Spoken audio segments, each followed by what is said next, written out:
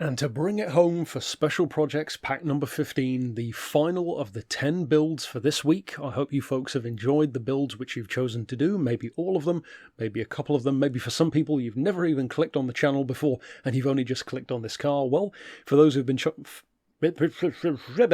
those who've been following the channel for some time, you might recognise we've done this a couple of times in GT6, in GT Sport, and now again in GT7. The first one wasn't very accurate, which I said at the time. The second one was much more accurate, and this one is similar to the GT Sport one, but of course with even better visuals, even more accurate visuals, if you compare this one to that version, in terms of, in particular, the side decals and the wheels, and in terms of even the spec. Well, it's close enough to not matter too much for most people, given that it's not exactly a car that many people know of to begin with, the Avro 720 Mirage. This is, for those who don't know, a real car. It's a very heavily modified Ford GT, as you can tell.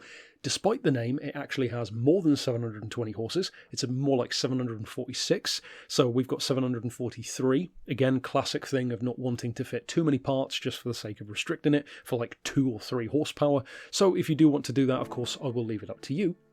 As far as the visuals, I did check. I wanted to give another player some support for a change. I was really hoping that somebody else had done it, but nobody's done the car, or nobody I could find at least had done the car, so I did it again myself. So of course you can grab it via the link, as usual, down in the description. And I feel like I've done a few this week, because often there will be weeks where I've done hardly any, if any, of the liveries myself, and then sometimes certain cars are so obscure or just completely fictional that I step in and do some of those. As far as the build on this one, we've got the sports silencer, the sports pads. For the tyres, I've actually made the bold move, Cotton, of leaving it on sports hards with 740 plus horsepower, which it's a hell of a combination, but I guess if you want to live life on the edge, then you can give it a try. Incidentally, how insane is it, and it can't be just me, that this has a lower point level than the BMW M4 GTS from earlier on today? In what universe does that make any sense when they're both on sports tyres and the weight ain't that much difference? It's what, like 100 kilos between the two cars, but a hell of a difference on power. Very strange there. I guess they give a huge amount of respect to that Beamer. As far as the Club Sports, I will just double check before we go further, so good job I did. We've got the high lift cams S in the Ultimate section, so of course that cancels out the Club Sport version, so you don't need to worry about this one, just go for the higher up one. We've got the sports clutch and flywheel, the sports discs, the restrictor, of course the ballast, they always come in handy even if you don't specifically need them. The fully customised ECU, the diff, you don't need any of the other stuff down there. We do have the height adjustable sports suspension though. As far as the racing stuff, you want your silencer, the high-end supercharger. Thankfully the Avro is of course still supercharged. As far as the rest of the stuff down here, nothing really too much going on. For the extreme stuff, we've got the carbon ceramics. I've actually not done, for a change, I know, shock and awe, I haven't done the steering angle adapter. I wanted to see how it would feel. I think I did that with another build earlier this week, if I recall correctly, so I just didn't bother with it. And it feels fine, to be honest, without it. You don't really need it on this car. Like I said, the high lift cams. And then, if we jump back into the home menu to do the tuning side of things, obviously, aero-wise, there's not really much of a change once you download this one. It's not like it's got some huge crazy wing. It's basically just a set of rims and a very, very simple, but somehow very recognisable livery. Is probably one of the most recognisable Ford GT aftermarket builds. As far as the tyres, of course, I've got the hards on there. For the sports suspension, 95mm on the ride height. Apparently, at least from what I found in real life, they dropped the ride height on it compared to a standard Ford GT by about an inch.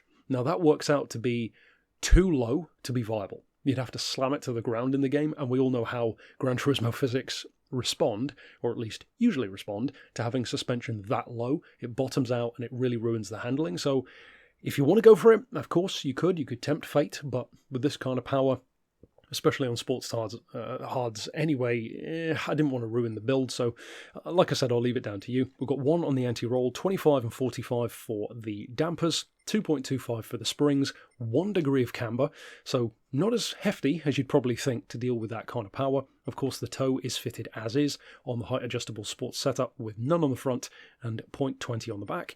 For the diff, 10, 20 and 30. As far as the transmission, of course that is standard, as you can see. You want 129 kilos of ballast.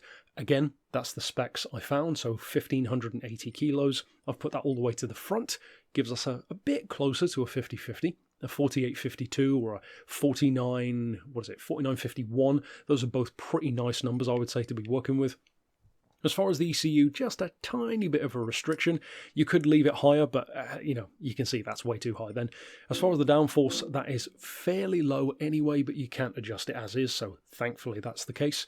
And then as far as the stuff over here, it's all fitted as is. So all that remains, and let's get to it, is to jump out on the track. As far as my advice on this one, it would be fairly obvious. First things first, be smooth, be controlled, be deliberate, and treat the car with respect. I don't think I would really need to tell you that because it's a Ford GT with 700 plus horsepower, so of course you have to be smooth and deliberate with it. It is definitely such a rewarding platform though, the Ford GT is anyway. With this kind of power, it has tremendous potential. Certainly at that point level, if you are allowed to use sports tyres in whatever particular event you happen to be in real life it's like a 220 mile an hour car, so it's a serious bit of kit, and here in the game of course it is as well. If you've got a Ford GT lying around, or if you want to buy another one because it's not that expensive of a car in the game, then it's a fun build, it's a different build, and of course you could potentially get some use out of it, even if you only use this one for, point restricted events where you need top end speed, let's say, or straight line performance. The handling is good, but it's not necessarily going to, rival the best handling of cars out there. If though you use it on something like Le Mans, maybe the Nürburgring, because that does have quite a lot of high speed sections,